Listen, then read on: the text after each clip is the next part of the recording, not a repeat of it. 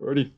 Hey, what's going on, everybody? It's Shadows. I was about to go to sleep. It's around like 1:30 where I am right now, but I was playing this game earlier today, and I figured I would make a quick little video since it is tituary, and I've had some people ask questions about like these strats and how they work in the job Pretty in Pinker in episode 1. So I figured I'd just make a quick little video and break down some of the more, maybe I shouldn't say like advanced strats, but not beginner strats. I wanted to break down two little tricks in Pretty in Pinker that a lot of beginning runners who start out with episode 1 tend to have trouble with.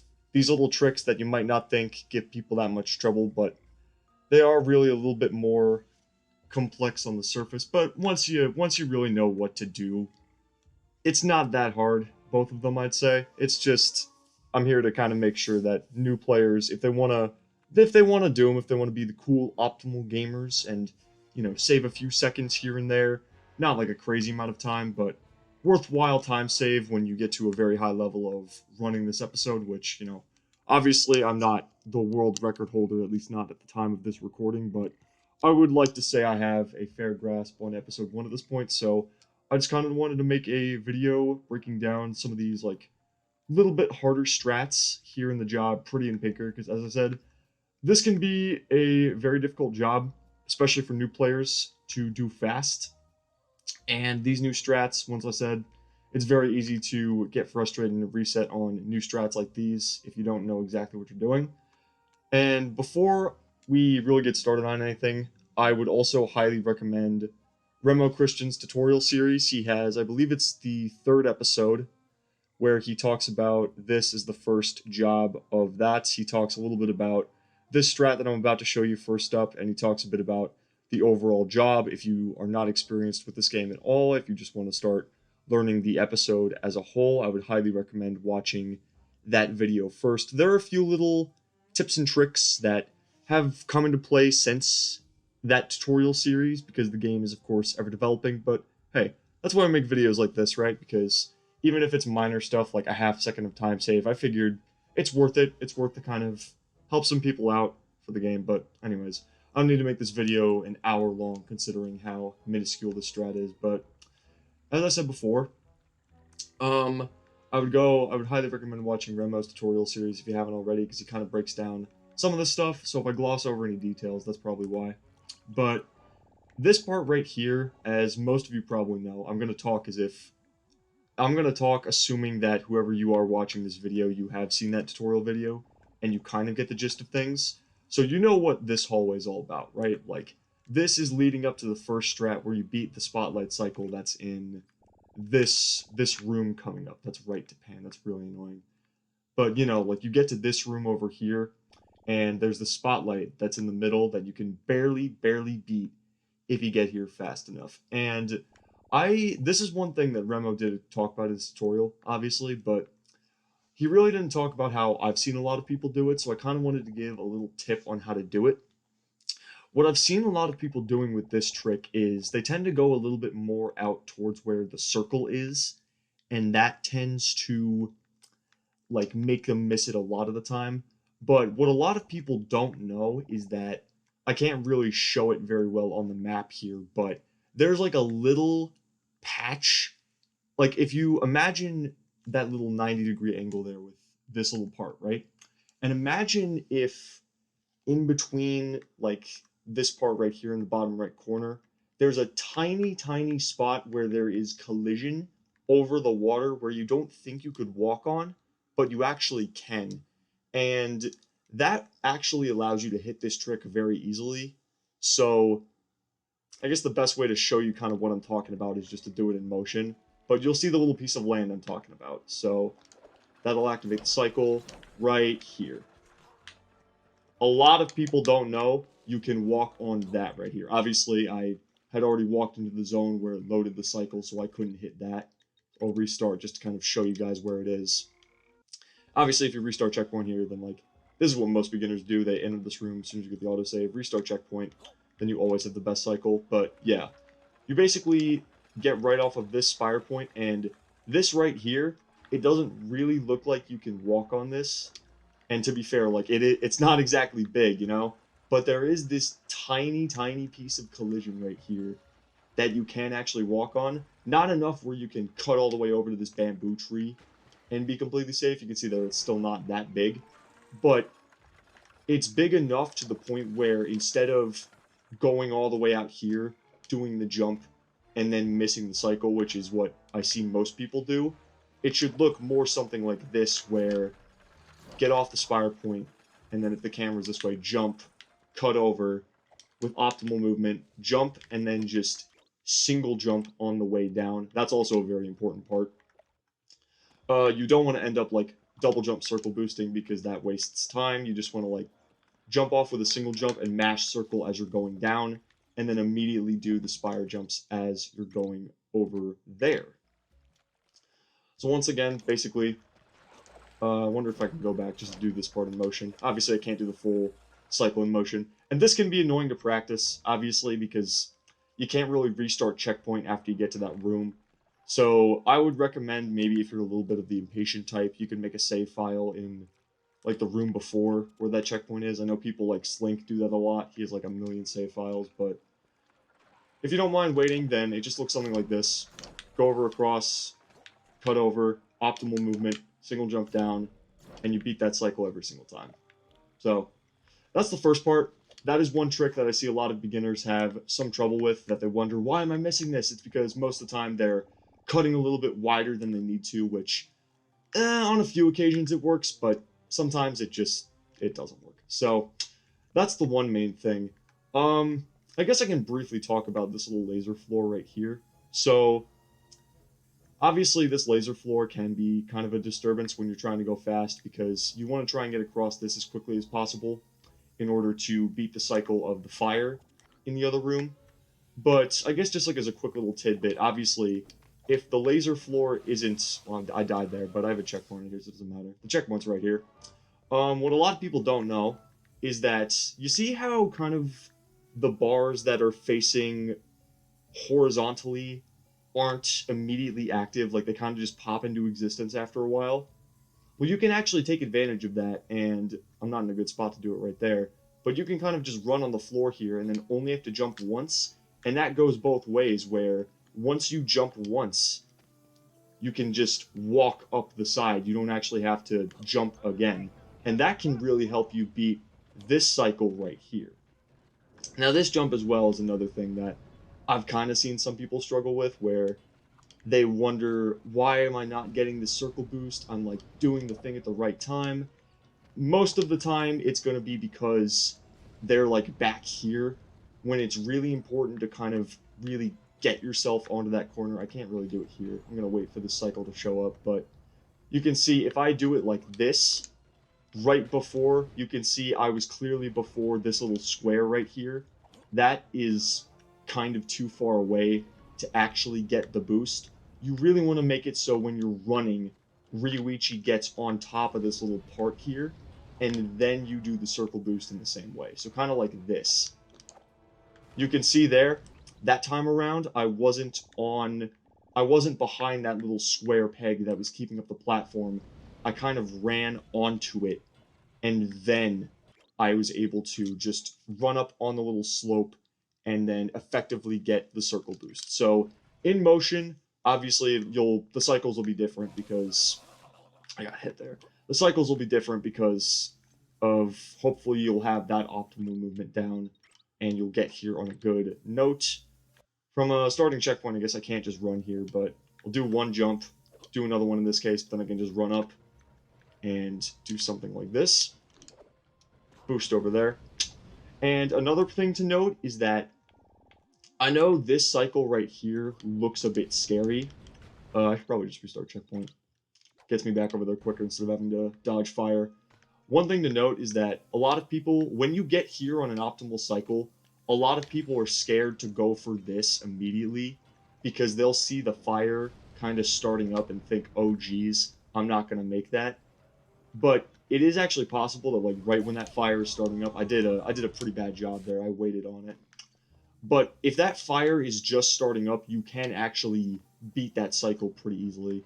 So you can see, if I can do it right this time, you can see that fire is like just starting up and you're still able to beat it. When I was starting out, I waited for that fire cycle when I didn't need to, when I just got into that room with the optimal timing, and that lost me like 4 seconds for no reason. So that's not something you want to do. If you watch a lot of people in motion, you kind of get a better idea of how that cycle works. I know the Calm Golds obviously doesn't wait on that, so something to make note of, something to watch. And then kind of the last part here I wanted to talk about. So all right, and this little part right here, if you're like just starting out with the game, unless you're going for world record attempts and you're looking for every single second you could get, I'm just gonna say it right now, don't do this because what I'm about to show you, this I don't know if I found it or if someone else found it and just didn't do it. I think Beaver might have found this. Don't quote me on that, but this might not have been found by me, but I recently discovered it a while ago. At least for myself, I discovered it. But the point being, when you're normally on the cycle, right, is like you're jumping over these little fire bits, and normally you just go over here, try not to circle boost these jumps because you'll bonk on the wall, probably hit the fire and die, and that's not terribly slow either way. But what a lot of people hadn't discovered, that was a crazy circle boost, is that there is actually a mysterious reflexes you can do that allows you to jump off of that vertical pipe over there and still make it to the computer by jumping off it. We call this a mysterious reflexes, and for those of you who don't know what a mysterious reflexes is, again, I would highly recommend watching Remo's tutorial series. He has a part in when he talks about episode 4, the job called Eye in the Sky has a one that's become a part of the normal movement. Pretty easy to pull off, a lot easier than this one, I will say. But the point being, this is kind of a mysterious reflexes, and to put it short and sweet without getting super technical, a mysterious reflexes is basically when, to my knowledge, you're trying to attach to an object, but you get caught up on something else with Sly or one of the ancestors, but then you have a brief window where, like, as you're getting caught on that object and trying to get to what you're actually attached to, you can jump off of that object. So where I'm going with this is normally instead of jumping around this little part, going all the way around this like drum of fire, we can actually do one of these mysterious reflexes and then jump off of that vertical pipe and still get to the computer. So let me see if I can actually do this first try because it's not easy. Yeah, the stick handling I will say beforehand. I'll go more depth into. I'll. I will go more depth into it in a second. I think I'm waiting too long. That's definitely a mistake I'm making. That's very easy to do if you wait too long. See. This is why I don't go for this if you're, like, just starting out. So you can see there I kind of got it. That's not what you want to do, though. I was jumping off the roof instead of the pipe. There you go. So, that's the idea, is if you hit the roof, which I think happens if you try and do it too fast, you kind of end up just bonking on the roof, and that will usually end up in you just falling in the water and losing time, because that's another reason why this strat isn't really recommended to go for, unless you're really, really looking for time save, is because there isn't really a backup if you miss it. It's just kind of like, oh, you get it or you don't. And if you don't get like a half second of time save, you lose like 4 seconds. So that's why a lot of people you'll see don't go for this, especially not in full game when, half a second of time save is pretty minuscule compared to the rest of the game. So I'm actually going to die here just so I can give a better example of this. I don't want to fail it like an idiot and then waste time getting back here. Just to kind of go over the points we have again. So get onto the ledge, then you can do the circle boost, just double jump over that. The key to this jump really is the hard part is actually getting to the pipe, because as you just saw, if you're not thinking about it, it's very easy to not even get attached back onto the pipe on the other side. So the main thing you really want to focus on is the direction of your analog stick for this trick. So like once you end up jumping out here to the right, if you're just like kind of doing whatever with the stick, if you're not really holding it back towards the pipe, you're definitely going to fall into the water. And if you take too long to do the circle boost, you're definitely going to fall in the water, because then you'll miss the window to actually connect back to the pipe. But see, this is where I really wish I had inputs. I'm sorry I don't have inputs, but basically the idea is when you jump out to the right and when you're about to do your second jump, you want to make sure that as you're doing the X circle, the circle boost, your stick is holding like to the left or like up into the left. It's kind of hard to describe the exact angle. You kind of just get a feel for it once you connect with it a few times, like how far you want to jump out and then when you want to do the jump. But the stick handling is the most important part of this trick, I can tell you that. You can see I'm still waiting too long on this, and I think I'm not even doing my stick handling well enough. Look like such a bad tutorial player here.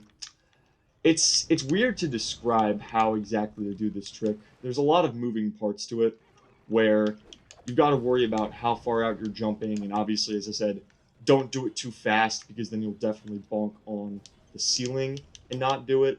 There, I think I definitely was doing it too slow, so that's why I was falling in the water a bunch. You'll see that's why. I've been bonking a lot on those. Yeah, I see there. I did it a little bit too fast, and then Ryuichi got kind of caught on that red roof, and that's why I didn't get it. That's what you want to do, is you want to make sure you're jumping off of the pipe here, and not this. And if you have good enough reaction time, you can actually just make it with one single jump off of the pipe, and make it to this platform. If you're mashing X and like you do a double jump, it's not terrible. Obviously, you'll still probably make it unless you just let the analog stick go, but in all likelihood, that double jump might just cancel out the kind of half second of time save you were going for, so I mean, no real pressure if you do make a double jump. It's not the end of the world, but preferably you'd want to do it with a single jump. Yeah, see there? So there, I did the X input too late. And so that is also the downfall of any mysterious reflexes trick, is that's very easy to do if you're not ready for it. That's also another little thing to note about that trick right there, is if you're just standing right next to it and try to run up, Ryuichi will just get stuck. So you kind of want to be running ahead of time before you do that one. Yeah. Sometimes it's like, even then, people complain that this trick just like does not want to work during runs, which sometimes it does, sometimes it doesn't, but if you really do want to start going for this, I think it can be made very consistent. For the most part, I've been doing this a lot in my recent episode 1 attempts. I don't think I do this in my most recent PB that I've uploaded at the time of this video, but I have been doing this in my most recent ones, I can tell you that. You can see there I totally would have made that again if I didn't double jump. Well, even if I didn't double jump, I should say. Yeah. You can see here, like, yeah, sometimes it is very easy to mix up and mess up, especially if you're doing this under pressure. Like, if you're doing this for, say, I don't know, a marathon setting in the future, maybe not go for this trick, because, like I said, it's just very easy to fail, and there's no real backup for it. Another common thing that you might end up doing for a while is, when you're trying to get used to the stick movement, you could very easily just end up going back to this pipe. I was doing that for a while, so like I said, the stick movement, you kind of want to do, like, up leftish. It's very hard to describe. It's kind of one of those tricks like sinking parallel cane jump in Sly 1, where you kind of just got to get a feel for it, but mark my words, or take my word for it, I guess. I'm doing a really bad job of talking, but once you get the feel for it and the sort of mechanics for it, it's not as bad as it seems, right? I don't know if I'm making this look easier or not. I've definitely made it look a little worse, and that's another thing you can do too as well. That's not really something you can do a whole lot, but I guess if you are falling, the least you can do is mash circle, because if you're high enough up here and you bonk the wall high enough, you can maybe save it by attaching back onto the pipe. That doesn't happen a whole lot though, so I normally don't rely on that. But it is something that can happen. But yeah, so that was really all the main points I wanted to cover. Those were just some little things that obviously aren't essential strats for this job, but as I said before, this job, getting a calm gold worthy time for this job is extremely difficult, and if you are going to incorporate these strats, I feel like it can be a big help. And what do you know? Once you get the hang of them, I feel like they can really be worth it, and they can start to improve your golds, and even though you may not consider that there's just like these little bits of time save in a job like this, it can really add up over time, and episode 1 is a lot of jobs like that, so might make a few more videos like this on some tiny tidbits, who knows, but I do love this episode, and I love making little notes like this, so figured I'd help some people out. Those are just a few things that I saw some people doing, and this job especially is very easy to overlook details. I know I did for the longest time.